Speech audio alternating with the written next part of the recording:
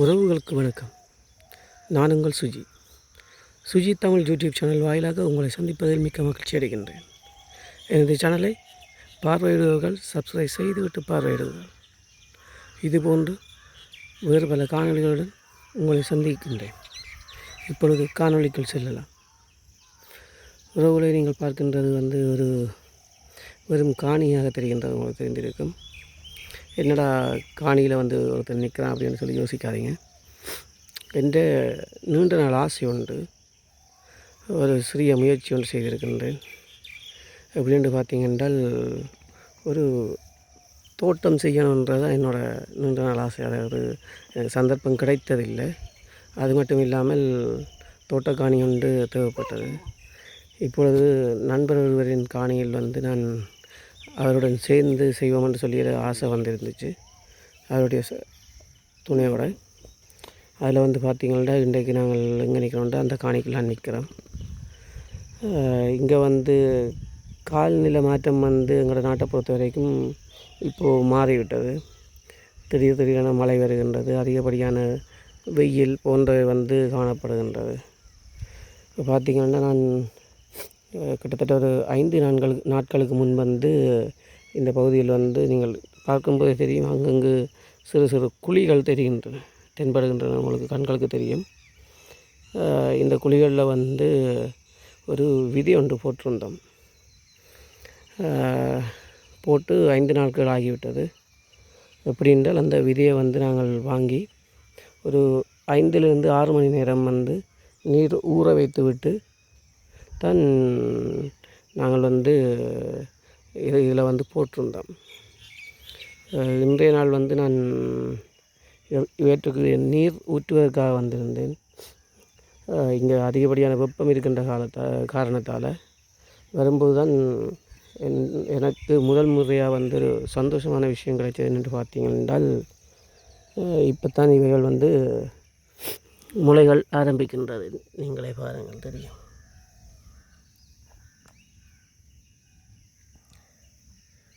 என் கண்களுக்கு முதல் தென்பட்டது இதுதான். பின்னதாக பார்த்தீங்கள் என்றால் இப்பொழுது தான் இவைகள் முளைகள் வர ஆரம்பித்துள்ளது. மிக்க மகிழ்ச்சியாக இருக்கின்றது. காரணம், என்ற முதல் முயற்சியில் இது எவ்வளவு வீதம் வெற்றியளிக்கும் என்று தெரியாது.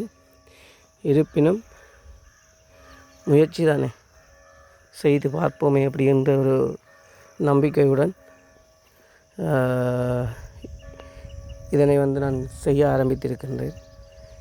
இது சரியாகின்ற பட்சத்தில் மேலும் பல கன்றுகள் நடுவதாகவும் ஒரு உத்தேசம் இருக்கின்றது எனக்கும் நண்பருக்கும். அது மட்டுமின்றி இங்கே நாங்கள் பார்க்கக்கூடிய நிறைய விஷயங்கள் இருக்கின்றது. என்னென்றால் மூலிகை செடிகள், தோட்ட காணிகளை பொறுத்த வரைக்கும் இருக்கின்ற விஷயம் என்னென்றால் மூலிகை செடிகளுக்கு பஞ்சமே இருக்காது. அதில் நீங்கள் பார்க்கின்றது உங்களுக்கு தெரிகின்றது. பாருங்கள், இந்த மூலிகை செடி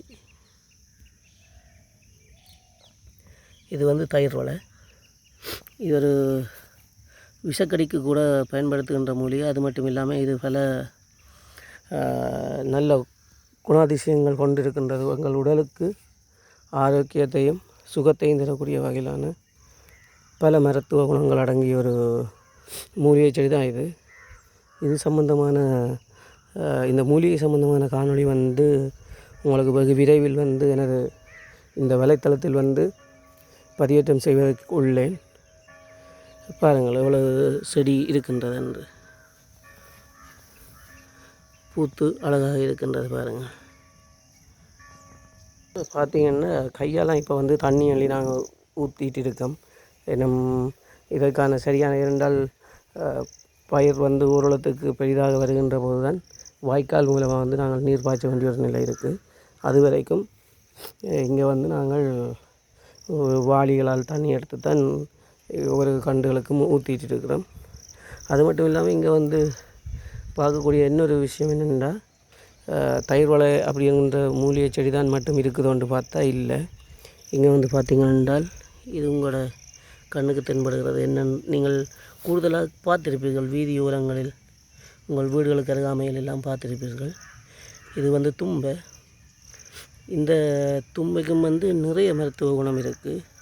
அதில் ஒன்று வந்து பார்த்தீங்கள் என்றால் என்ன சொல்கின்றது, எங்களுடைய இந்த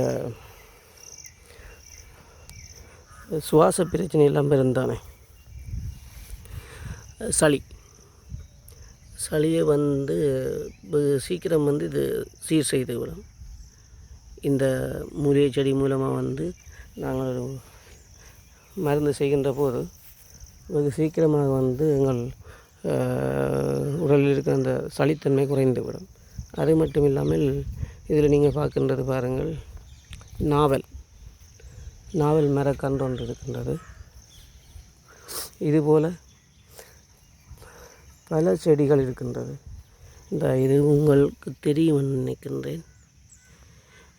கூடுதலாக வந்து இது எல்லோரும் பார்த்துருப்பீங்க, வயல்வெளிகளில் அடிக்கடி எங்களோட கால்களில் வந்து ஒரு முள் ஒன்று குற்றும். அதுதான் இது.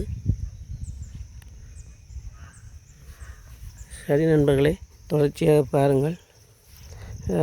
எனது தோட்டம் சம்பந்தமான மேலதிக இந்த காணொளிகள் வந்து இதன் ஒவ்வொரு வளர்ச்சி நிலையையும் வந்து நான் இதில் சேர்த்து உங்களோடு பகிர்ந்து கொள்கின்றேன்.